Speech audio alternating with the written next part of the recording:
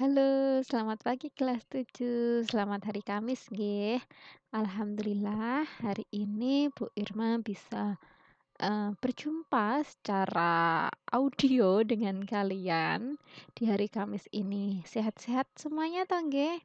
Nah, sebelum mulai pembelajaran Bu Irma ingatkan terlebih dahulu, monggo yuk yang belum berdoa atau tadi pagi sudah berdoa, sekarang berdoa lagi juga ndak apa-apa anjeh.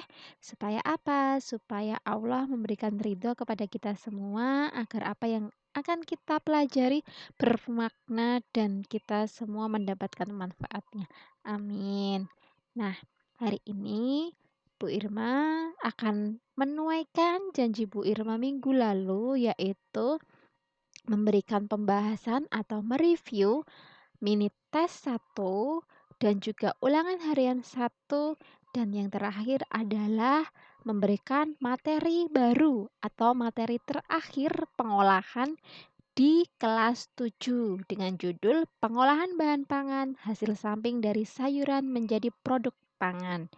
Nah, untuk kegiatan yang pertama yaitu review materi atau maaf, review mini test kita langsung mulai saja kita review mini test yang sudah dilaksanakan pada tanggal 21 Januari. Berarti sudah bulan lalu nggih. Tapi Bu Irma baru bisa menyampaikan sekarang karena memang ada beberapa teman kalian yang susulan dan susulan. Tapi Bu Irma sedih, sampai sekarang ada juga yang belum mengerjakan. Sudah Bu Irma share namanya di grup kelas, sudah Bu Irma titipkan ke wali kelas, kok belum ada juga gelagat untuk mengerjakan. Bu Irma pengen menyerah, tapi kok nilainya kosong. Bu Irma pengen terus menagih, tapi kok harus di-review. Kalau sudah di-review berarti sudah tidak bisa susulan nggih, karena jawaban sudah ter terfollow up gitu ya. Nah, kita langsung aja lah. Bu Irma tinggalkan dulu ya yang belum mengerjakan, terserah kalian mau bagaimana untuk memenuhi nilai. Nanti di akhir Bu Irma tagih harus bisa memenuhi nilai loh nggih ya. Kita langsung ke mini tes tanggal 21. Semoga kalian masih ingat ya mini tes ini ya.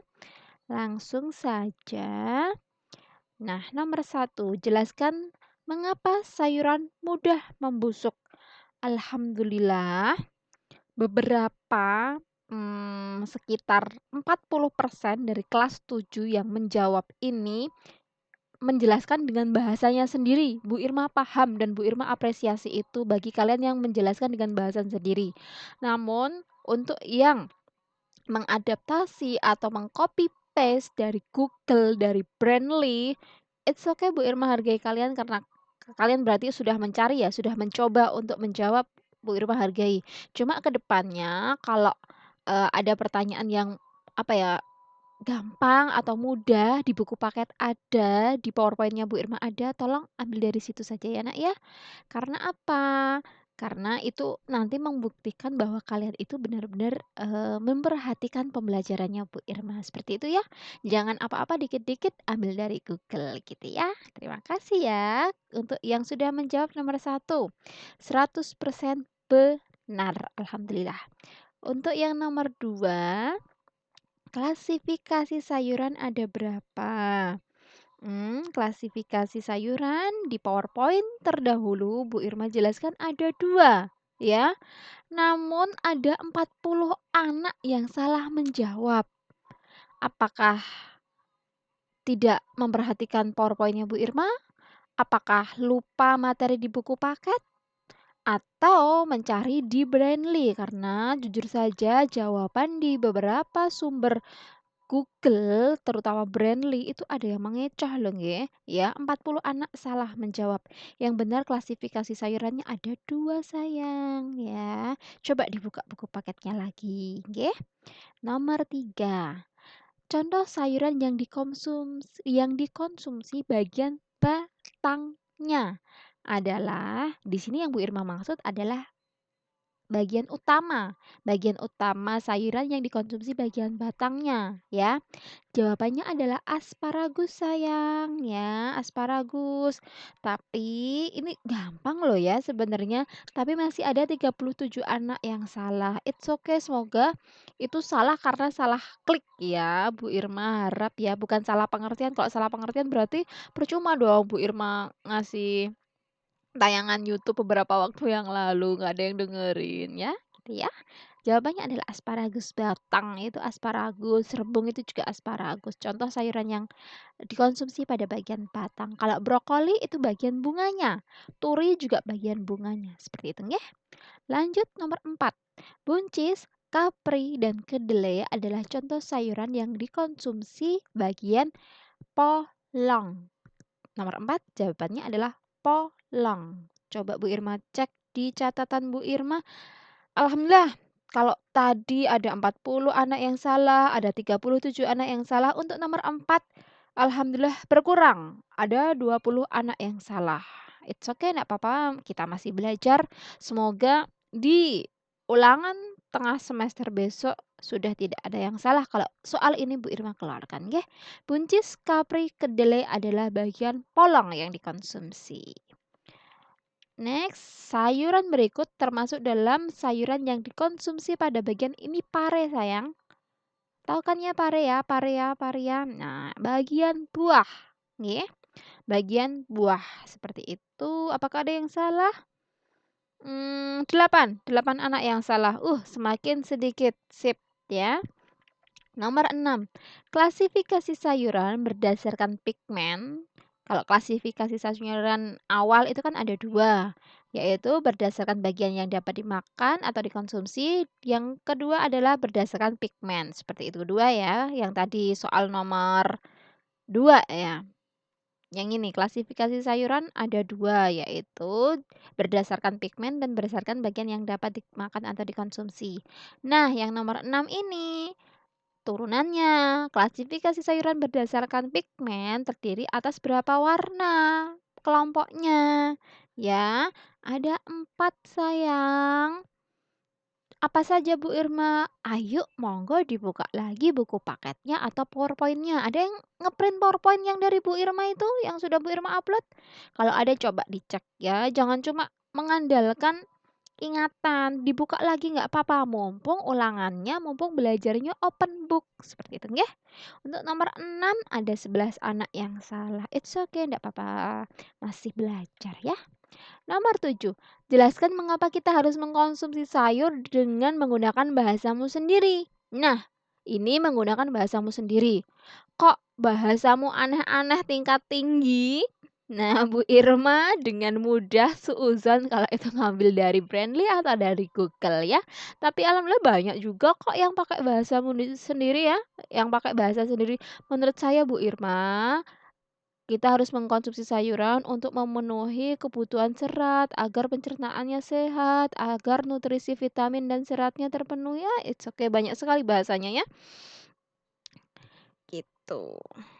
Untuk nomor 8, sayuran berikut diolah dengan menggunakan teknik, kelihatan sekali ya di situ. Ini teknik grill namanya, teknik kalau di sini kayak membuat apa ya? Sate ya, bukan shallow frying. Kalau shallow frying itu di atas pan, di atas wajan. Kalau deep frying itu menggunakan minyak banyak ya. Apakah ada yang salah? Ada 8 anak yang salah ya Allah. Ampun lagi nggih, itu kelihatan sekali. Kalau shallow frying dan deep frying itu biasanya menggunakan wajan atau menggunakan pan ya. Kalau yang ini jelas. Untung pilihannya hanya ini loh ya. Yuk dibuka lagi catatan teknik olahnya ya. Nah, nomor 9. Sayuran berikut diolah dengan menggunakan teknik ini. Tahu kan ya ini contoh masakan apa ya? Ini adalah bakwan sayur ya. Tentu saja kalau bakwan itu menggunakan minyak banyak. Jadi jawabannya adalah deep frying ya. Bukan salting. Salting itu tumis ya. Baking apalagi? Baking itu panggang ya, bukan. Nomor 9 ada 6 anak yang salah. It's okay, enggak apa-apa. Nomor 10. Sayuran berikut diolah dengan menggunakan teknik ini adalah Pecel, ya. Alhamdulillah. Kok malah banyak yang salah ya? Harusnya jawabannya boil ya, boiling ya, rebus. Bukan simmer. Kalau simmer itu merebus tapi waktunya lama. Kayak kalau kita membuat kaldu. Pernah lihat buat kaldu kan? Kalau belum, yuk cek YouTube ya. Aubeng Mary jelas bukan. Aubeng Mary itu kalau mau melelehkan coklat pakai 2 panci ya. Ada 22 anak yang salah Malah harusnya lebih gampang ini loh nggih daripada nomor 9 ya. Tapi ndak apa-apa lah, masih mini test kok nggih. Nah, sekian review mini test. Kita lanjut ke review ulangan harian 1. Untuk ulangan harian yang dilaksanakan tanggal 28 Januari, Bu Irma minta kalian untuk mengunjungi suatu website punya seorang food eh punya seseorang. Bu Irma nggak kenal sih sebenarnya itu websitenya siapa, tapi menurut Bu Irma bagus karena itu mengulas tentang jajanan khas Jogja ya, jajanan hits Jogja seperti itu, yaitu lumpia Sami Jaya ya. Nah, wajib. Jawabannya wajib dari sini, jangan ngambil yang lain ya. Apakah ada Bu Irma yang ngambil dari lain? Bu Irma suuzon ada yang jawab dari yang lain, nggak ngeklik ini, karena jawabannya beda banget. Ada satu anak yang jawabannya beda banget. Bu Irma sedih, wong di sini udah ada jawabannya semua, ngapain buka yang lain ya Nak ya. Yuk kita ulas satu persatu biar kalian paham dan biar kalian tahu. Semoga kalian masih ingat ya jawaban kalian yang terdahulu ya. Nomor 1, berdasarkan bacaan tersebut, mengapa dinamakan lumpia Samijaya? Kenapa toh kok dinamain lumpia Samijaya? Nah, ini. Sebenarnya lumpia ini tidak memiliki nama, hanya saja gerobak jualannya berada di depan toko Samijaya Malioboro, sehingga untuk memudahkan pencarian si lumpia maka disebutlah lumpia Samijaya. Ini kamu boleh pakai bahasamu sendiri. Kemarin ada yang pakai bahasanya sendiri karena di depan toko Samijaya, Bu. Karena awalnya nggak ada namanya, terus dikasih nama itu biar lebih mudah dicari, Bu. Oh, it's okay, nggak apa-apa nyerempet-nyerempet pakai bahasa sendiri. Ya, ini jawaban umumnya. Kalau Pak Asi pakai bahasa sendiri, Bu Irma masih maafkan. Tapi nek terus kamu buka Google kok jawabannya aneh-aneh. Kemarin ada satu anak yang jawab aneh-aneh tuh, ya ampun, nyarinya di mana sih? Sedih Bu Irma ya. Nomor 2, sejak kapan lumpia Samijaya itu ada? Balik lagi ke peraturannya Bu Irma berdasarkan website atau berdasarkan link yang sudah Bu Irma tautkan ya.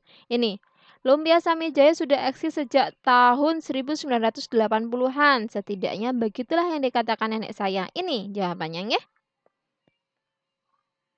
Oke. Kemarin ada yang jawab 3 anak yang berbeda. Bu Irma bingung. Nyari jawabannya di mana? Wong jelas di sini ada loh, nggih. Ya.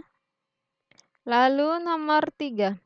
Sebutkan ciri khas lumpia asal Semarang. Ya, kalau di sini dijelaskan lumpia khas Semarang yang berisi rebung. Isinya berarti rebung lumpia khas Semarang itu, ya. Nomor 3, apakah ada yang salah? 5 anak jawab berbeda ya. Lumpia khas Semarang itu isinya rebung, ya. Rebung. Tahu rebung dong ya? Rebung ki tunasnya ini loh. Apa sih di Panda ki? Tunasnya pring, apa bambu ya. Cek yuk rebung itu apa. Enak kok baunya kalau pintar memasak. Kalau nggak pintar memasak nanti baunya agak-agak pesing gitu ya. Nah, nomor 4, berdasarkan bacaan, lumpia Samijaya terdiri dari beberapa macam sayuran dan isian spesial. Berikut isian lumpia Samijaya yang masuk dalam kelompok sayuran bagian batang atau stem, ya. Coba isian lumpia Samijaya tuh apa aja? Lumpia Samijaya ini hanya berisi cacaan wortel, tauge, sedikit rebung, dan tidak berbau, serta tahu. Dari beberapa ini, yang termasuk sayuran bagian batang adalah rebung. Apakah ada? Ada sayang. Ini ya rebung ya. Kalau tauge itu bagian tunas ya atau bisa masuk ke polong juga ya, kecambah. Wortel itu bagian umbi, mentimun bagian buah. Oke, lanjut nomor 5. Berdasarkan bacaan, lumpia Samijaya terdiri dari beberapa macam sayuran dan isian spesial. Salah satu isiannya adalah sayuran yang berasal dari akar atau root. Ya. Nomor 5, jawabannya adalah wortel. Wortel itu bisa umbi, bisa akar, ya. Tapi kalau umbi itu, tadi Bu Irman jelasin wortel itu umbi ya yang di atas ya. Maaf. Umbi itu nanti lebih spesialnya ke ini, kentang, ke singkong, ke ubi jalar gitu. Maaf maaf kok Bu Irma dilupakan ya. Untuk yang akar, root itu adalah wortel. Oke? Gitu ya. Apakah ada yang salah? Satu anak yang salah untuk nomor 5. Alhamdulillah berkurang ya, nggak apa-apa.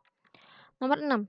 Pelengkap yang disajikan bersama lumpia Samijaya berdasarkan bacaan yang benar adalah, oke kita cek. Ini, untuk menikmati lumpia ini disertakan pula pelengkapnya yang berupa acar timun, cabai rawit, dan saus bawang putih.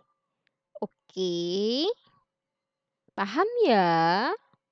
Apakah ada acar timun, cabai rawit, dan saus bawang putih? Acar timun, cabai rawit, dan saus bawang. Acar timun, cabai rawit, dan oh ini mungkin masalah ketik, tapi kalian paham kan ya? Jawabannya ini ya. Bukan saus bangkok, bukan acar nanas, tapi acar timun ya. Seperti itu. Nomor 6 apakah ada yang salah? Dua anak yang salah, it's okay. Nomor 7. Jelaskan mengapa penulis bacaan tersebut sangat menyukai lumpia Samijaya. Nih, yang saya suka ada lumpia Samijaya ini benar-benar fresh karena langsung nih ya, karena diolah langsung di depan pembeli, mulai dari meracik isiannya hingga menggorengnya. Dan tentu saja rasanya lezat. Ini. Kemarin ada yang jawab pakai bahasanya sendiri tapi pakai nyerempet-nyerempet, ini Bu Irma betul kan? Terima kasih ya. Gitu. Nomor 8. Teknik olah yang digunakan dalam mengolah lumpia Samijaya sebelum disajikan kepada pembeli adalah, ini di sini cetok ada ya, menggoreng. Bu, tapi di sini tuh nggak ada menggoreng. Kok pakai bahasa Inggris semua ya, kamu cari ya. Menggoreng pakai minyak banyak itu adalah deep frying sayang. Oke, deep frying. Nomor 9. Dalam bacaan tersebut, penulis juga memberitahu kita sebuah tips waktu jika kita hendak membeli lumpia Samijaya. Apakah tipsnya? Nah, kita cari di mana tipsnya. Ini ya, saya sarankan jika memang ingin mencoba datanglah di jam-jam lumpia ini baru buka, ya. Di jam-jam lumpia ini baru buka. Berarti sekitar jam 11, nggih. Gitu. Jelaskan alasan penulis memberikan tips tersebut. Kenapa tuh kok penulis menyarankan kita itu datang di jam-jam lumpia ini baru buka? Karena seringkali banyak pembeli yang kehabisan lumpia gitu. Aduh maaf ya sebentar ya, baterainya Bu Irma habis. Bu Irma charger dulu.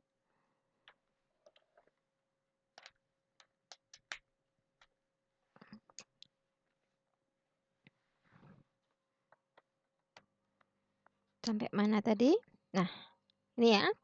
Karena seringkali banyak pembeli yang kehabisan lumpia. Itu alasannya kenapa kok penulis memberikan tips tersebut. Nomor 11, pernahkah kamu merasakan lumpia Samija yang diceritakan penulis? Nah ini tidak masuk ke penilaian. Bu, emang kalau jawab pernah itu nanti nilainya, penuh, nambah? Enggak sayang, ya, enggak ngaruh kalau untuk yang nomor 11 ke bawah ini. Jadi it's okay. Nomor 12, jika pernah bagaimanakah rasanya menurut kamu? Kemarin jawabannya lucu-lucu sih, Bu Irma jadi terhibur baca jawaban kalian. Nomor 13, adakah snack atau makanan ringan berbahan dasar sayuran yang kamu sukai? Sebutkan namanya. Nah, kemarin Bu Irma agak sedih, ada yang jawab, 1 masakan, cuma nggak dikasih apa, nggak dikasih ini, apa sih kemarin lupa Bu Irma, di nggak dikasih apa itu? Oh, ini, ada yang menjawab kemarin, 1, tapi bukan berbahan dasar sayur ya, padahal yang Bu Irma minta apa? Yang berbahan dasar sayur. Oke, jadi besok lagi kalau ada pertanyaan, tolong diperhatikan ya pertanyaannya apa gitu, terutama untuk prakarya. Biasanya berhubungan dengan bahan dasar atau teknik olah seperti itu nggih. Nomor 14, adakah minuman berbahan dasar sayuran yang kamu suka? Nah, itu juga minuman tapi yang pakai bahan dasar sayur. Kemarin ada yang nyebut ini loh, jus sawi loh. Ih, keren loh. Jus sawi untuk seumuran kalian kalau ada yang suka jus sayuran, itu keren. Ayo tingkatkan ya. Bu Irma juga dulu suka, kalau kalian tahu sih ya, ini nama kayak toko snack, kayak kafe-kafe kecil namanya Calzone Express. Itu dia kan jual pizza lipat gitu di utara di deket Dega tuh ada tuh, di utaranya Perumahan Cemara itu ada, dulu, tapi nggak tahu sekarang masih ada apa enggak, Calzone Express. Itu dia jual minuman sayuran namanya healthy juice. Sayurannya isinya tuh sawi, nanas, jeruk nipis, sama madu, sama stroberi, enak banget. Itu Bu Irma suka banget. Dulu harganya masih 11.000, nggak tahu sekarang berapa. Nah, sekian penjelasan review ulangan harian 1 dari Bu Irma. Review mini test sudah, review ulangan harian sudah, kita lanjut ke materi baru ya, yaitu tentang apa? Pengolahan bahan pangan hasil samping dari sayuran menjadi produk pangan. Nah, sudahkah kalian membaca ini minggu lalu seperti yang Bu Irma instruksikan? Semoga sudah, nggih. Next, apakah itu bahan pangan hasil samping sayuran? Bisa jawab kan ya? Kalau belum bisa jawab, ayo kita jawab bersama. Bahan samping atau bagian lain yang dihasilkan dari tanaman sayuran selain bahan utama yang masih bisa dimanfaatkan. Ya, hasil samping dari sayuran dapat dimanfaatkan sebagai olahan pangan yang dapat dikonsumsi manusia juga hewan. Jadi gini Bu Irma, jelaskan ya semoga kalian paham. Sayuran, tanaman sayuran itu pasti ada suatu bahan utama yang akan diambil. Misalnya tanaman wortel. Yang diambil apanya? Akarnya kan, bagian akar yang menggembung kan, yaitu berupa wortel. Tapi tanaman wortel itu tidak melulu wortel semua kan, ada daunnya juga kan. Nah, daunnya itu termasuk bahan pangan hasil samping. Contohnya lagi kentang. Kentang termasuk sayuran bagian umbi. Tapi yang dari tanaman kentang nggak cuma kentang tok toh, nggak cuma umbinya tok toh. Ada juga kulitnya, ada juga daunnya. Nah, daun kentang, batang daun kentang, kulit kentang itu termasuk hasil samping. Masih ingat kan teori hasil samping di kelas 7? Nah, mirip-mirip nggih. Nah, manfaat hasil samping dari sayuran tuh Apa aja sih?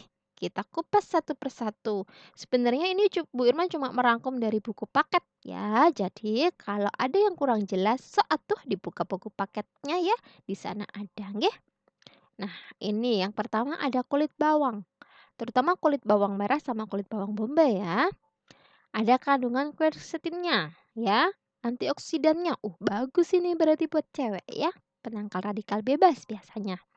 Batang dan daun brokoli. Kan biasanya kalau kita mengolah brokoli itu yang diambil bagian bunganya kan, yang diambil bagian kuntum-kuntum hijau atasnya itu kan.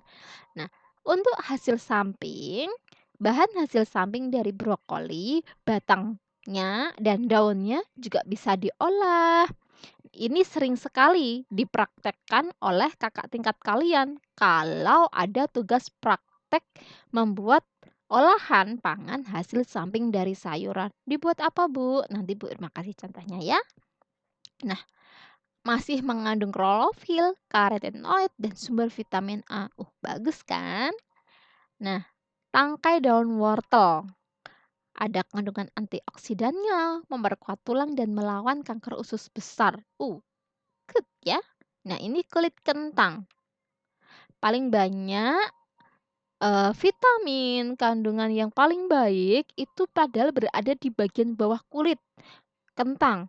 Kalian tahu kan kentang itu kulitnya sangat tipis. Nah, disarankan untuk mengkonsumsi kentang itu beserta kulitnya. Sama seperti ubi jalar, itu beserta kulitnya. Jadi, sama seperti kalau kita makan apel, buah apel ya, beserta kulitnya. Jadi kalau mau diolah, mau dimasak, alangkah baiknya kalau dicuci bersih seperti itu. Nah, nanti diolah tanpa dikupas gitu. Kalaupun dikupas, kulit kentangnya ini bisa juga dibuat olahan. Nanti Bu Irma kasih contoh ya. Nah, di sini ada kulit dan bunga daun melinjo. Glukosanya tinggi, berarti ada perasa manisnya ya. Daun dan biji labu kuning bisa dibuat kuaci loh ya.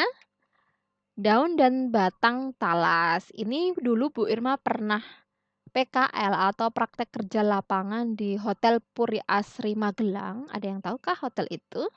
Nah, Bu Irma dulu seringnya sebagai anak training, anak trainer ya, itu dikasih makan siang itu olahan dari batang dan daun talas. Enak loh. Bu Irma aja ketagihan. Melancarkan pencernaan ya, berarti tinggi serat. Lalu ada daun, biji, akar dan bunga pepaya. Ya, walaupun rasanya pahit tapi ternyata dia antioksidannya tinggi. Gitu ya. Nah, selain untuk melengkapi kebutuhan nutrisi tubuh kita, pengolahan hasil samping, aduh Bu Irma tipe, maaf ya. Pengolahan hasil samping sayuran juga merupakan kegiatan mendukung gerakan daur ulang, yaitu reuse, reduce, dan recycle. So, kenapa tidak kita lakukan? Nah ya, biasanya nih biasanya kulit bawang, batang brokoli, tangkai daun wortel, kulit kentang, kulit melinjo, lalu biji labu, daun talas, bunga pepaya, itu kan sering-seringnya dibuang atau dibuat makan ternak. Padahal masih bisa kita manfaatkan ya. Contohnya, kulit melinjo yang warnanya merah ini bisa dibuat sayur loh ya. Kan biasanya pohon melinjo itu kan diambil bijinya ini dibuat emping melinjo ya. Tapi kulitnya merah ini bisa dibuat sayur atau bisa dibuat snack ringan, digoreng kering lalu dikasih sambel. Enak loh ya. Jadi bisa mengurangi sampah organik dari dapur. Seperti itu ya.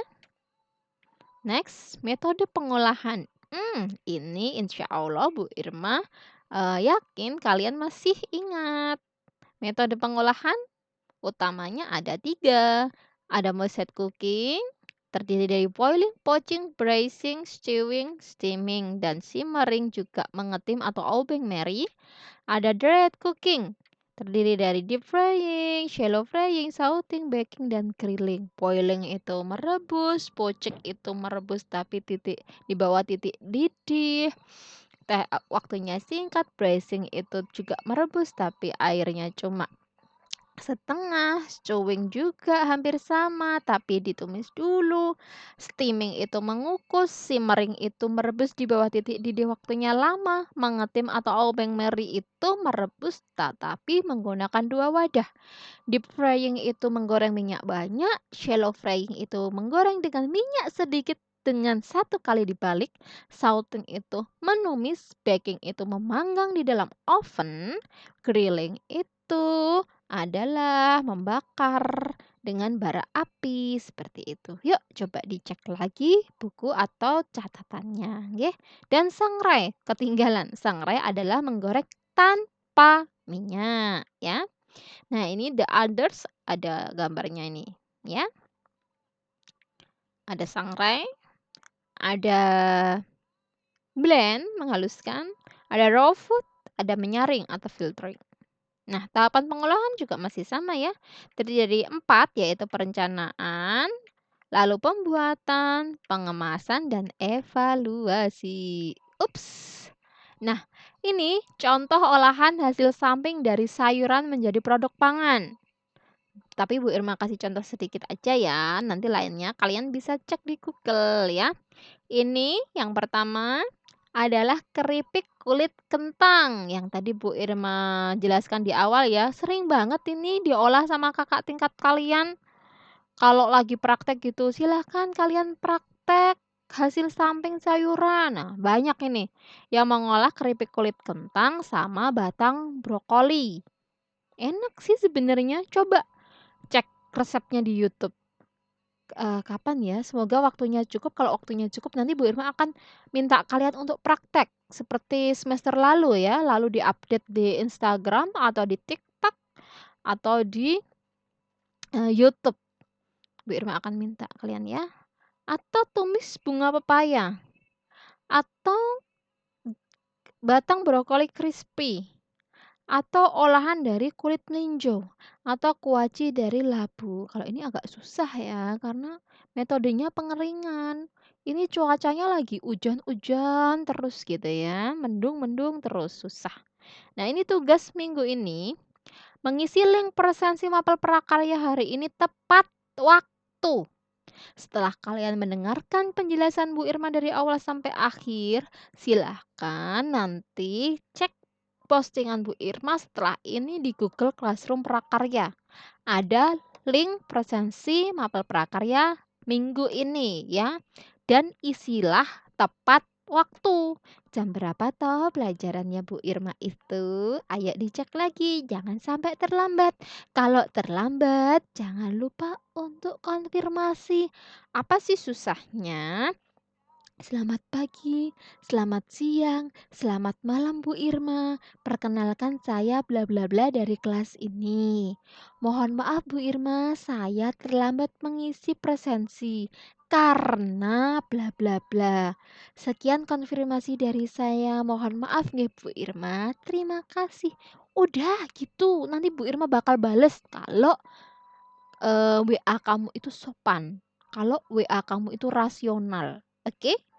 Jangan kamu sudah terlambat mengisi, diam-diam saja. Oh, tidak bisa. Itu nanti nilai sikapmu di mata pelajarannya Bu Irma, bisa terancam punah itu nanti ya.